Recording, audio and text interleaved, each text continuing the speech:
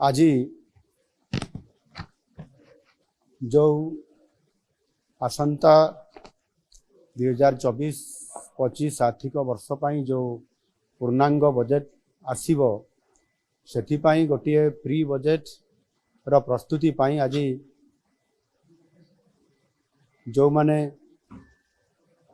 ये बजेट उपरे अध्ययन करिसंती पूर्वरु बजेट प्रस्तुत करिसंती बजेट को कार्यकारी करिसंती अर्थ मंत्री एवं अर्थ विभाग सचिव एवं जो माने अर्थ उपरे पांडित्य अर्जन करिसंती एवं विभिन्न ये अर्थ संबंधी अनुष्ठान संपुक्त अछंती समानंको आज डका जाइथिला। आपण माने जानती आम सरकार प्रथम ही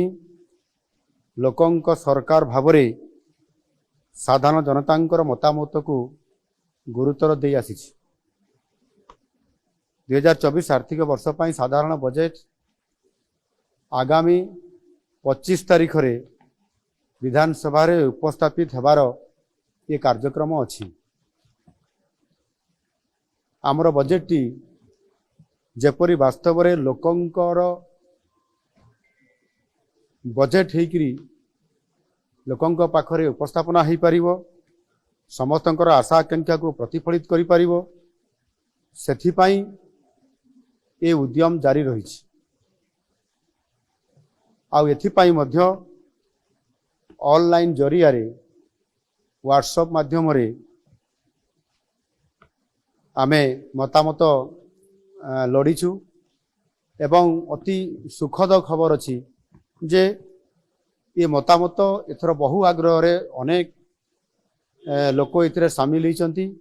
एवं पाखापाखि प्राय 12,000 रु अधिक लोक मतामत देइचंती ऑनलाइन जरिया रे जहा कि पूर्व वर्ष मानक तुलना रे ये 6 गुण अधिक लोकंक एपरि व्यापक अंशग्रहण आम पाई बहुत बड़े गोडिए उत्साहजनक। आज मध्य ए प्री बजेट रो ई प्रस्तुति बैठक रे पाखापाखि प्राय 150 रु अधिक लोक विज्ञ लोक एटी उपस्थित थिले। समानक भितर अनेक जहाँ मु कहली अर्थ संबंधी विभिन्न विभाग विशेषज्ञ अर्थनीतिज्ञ पूर्वतन अर्थमंत्री अर्थ सचिव